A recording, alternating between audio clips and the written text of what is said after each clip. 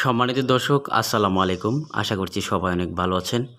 প্রিয় দর্শক, যাদের এনআইডি কার্ড, জন্মসনদ, পাসপোর্ট অথবা শিক্ষা সনদ এগুলা তথ্যের সাথে আরেকটি তথ্যের গরমিল রয়েছে, আপনি চাচ্ছেন নতুন আরেকটি জন্ম নিবন্ধন তৈরি করে অথবা জন্মসনদের বয়স পরিবর্তন করে সেই তথ্যগুলো পরিবর্তন করার জন্য।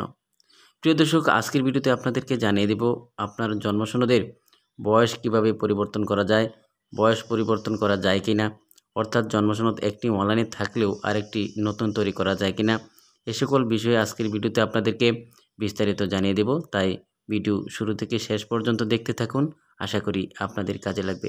প্রিয় দর্শক, এখন আর দেরি না করে আপনাদেরকে নিয়ে যাব সরাসরি মূল ভিডিওতে। চলুন তাহলে দেখানো যাক। সম্মানিত দর্শক, জন্মসনদের বয়স পরিবর্তন করা যায় কিনা অনেকেই আমাকে কমেন্টস করে জানিয়েছেন। অনেকেই বয়স পরিবর্তন করার জন্য অনলাইনে সংশোধন আবেদন করে ইউনিয়ন পরিষদে বা সিটি কর্পোরেশনে জমা দিয়েছিলেন। অনেকেরই বয়স পরিবর্তন করে দেয় নাই বা পরিবর্তন হয়নি বা সংশোধন করতে পারেননি।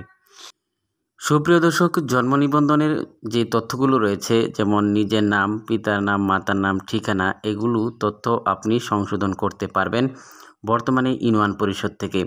কিন্তু আপনার জন্মসনদের যে বয়স, জন্ম তারিখ, এগুলো পরিবর্তন করতে পারবেন না। প্রিয় দর্শক, এ বিষয়ে আপনি আরও জানার জন্য সরাসরি আপনার ইউনিয়ন পরিষদের যিনি সচিব রয়েছেন তার সাথে সরাসরি গিয়ে কথা বলতে পারেন।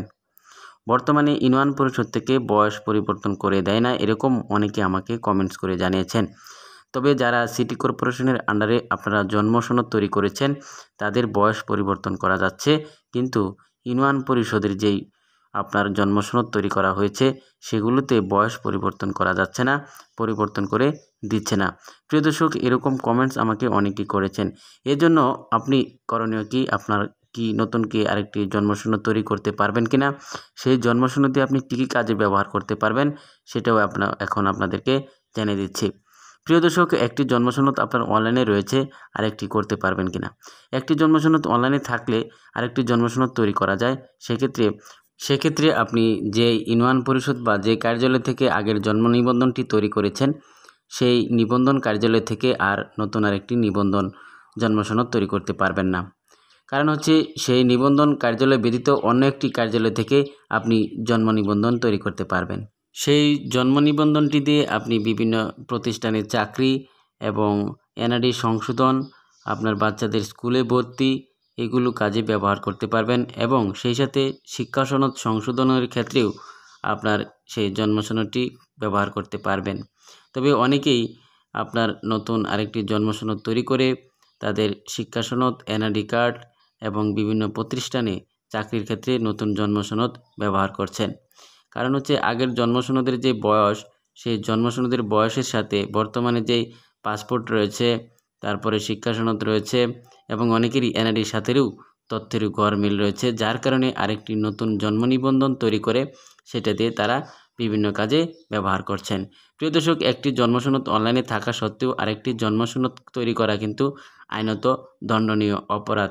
কিন্তু এই কারণেই তৈরি করা যায়, জন্মসনদে চোখের আই কন্ট্যাক্ট, 10 আঙ্গুলের ছাপ, ফিঙ্গারপ্রিন্ট দিতে হয় না। এজন্য একটি জন্মসনদ অনলাইনে থাকা সত্ত্বেও আরেকটি জন্মসনদ তৈরি করা যায়, অর্থাৎ এক বা একাধিক জন্ম নিবন্ধন তৈরি করতে পারছেন। প্রিয় দর্শক, জন্মসনদ বিষয়ে আপনাদের কোনো তথ্য যদি জানার প্রয়োজন হয় আমাকে হোয়াটসঅ্যাপে মেসেজ করতে পারেন তথ্য জানার জন্য এবং সমাধান পেতে পারেন।